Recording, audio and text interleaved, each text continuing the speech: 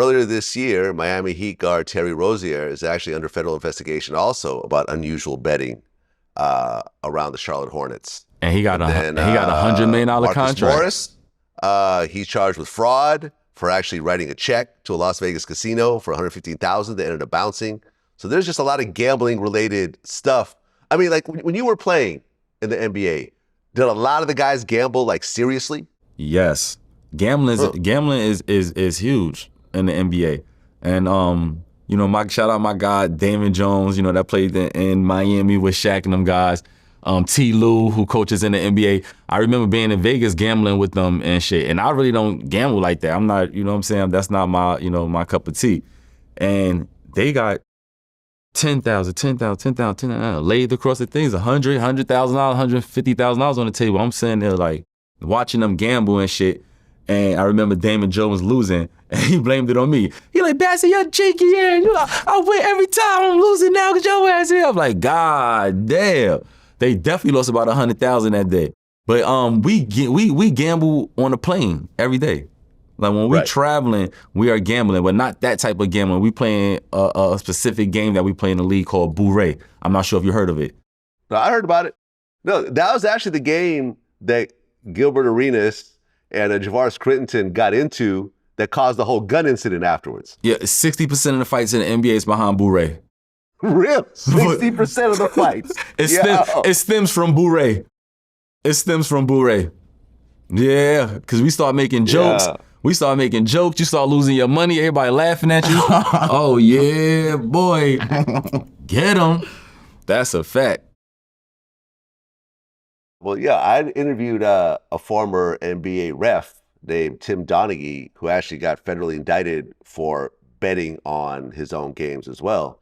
And what he said was actually interesting. He said that he didn't actually, he didn't make certain calls so he would win, but coming into a game, he knew who the refs were and he knew which refs didn't like certain players. So based on that, like for example, Allen Iverson, like a bunch of refs hated him at one point over like certain incidents and so forth. So he's like, okay, if I know Iverson and this particular ref are going to play together, I'm going to bet against Iverson's team because I know he'll get a whole bunch of unnecessary fouls. Yeah, I'm glad. And that's how he would win consistently. Facts.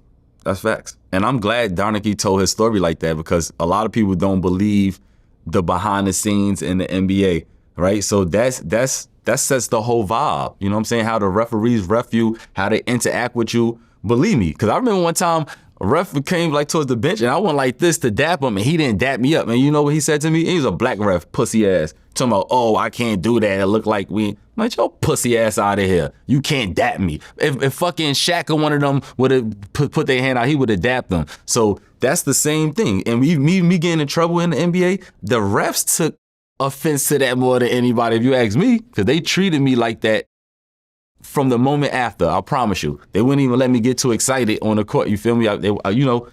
You can't play all nice sometimes. Sometimes it's the heat of the moment. We out there dog eat dog. It's an emotional game. And the referees could basically dictate how you play by controlling the whistle. Calling fouls on you, you swung through. They call, for the first time, they call a walk on you. Little shit like that. And now, the next thing you know, you look at them. I'm just staring at the ref one time. I'm looking at, he said, and I was looking like, damn. I caught on late that, they was signaled, soon he get a little excited, tech his ass. So we calm his ass down. Facts. They definitely control the game through the referee, through the whistle. Man, my dad used to say that. My dad used to be like, boy, I'm watching the game. Like, God damn, the refs will get you. But shout out to Tom Donaghy telling his motherfucking story because he got his truth. Even though he cheated, I don't fuck with him. You know what I'm saying? He cheating NBA players. A lot of dudes that kind of fuck with their career, I'm sure. But you need to tell your story because people will be saying shit like that and they be like, nah, that's not true. Yes, the refs be cheating. Yeah, I mean, it was interesting because of his whole situation, the NBA actually changed up the rules where people don't know who the refs are until like a couple minutes before the game starts.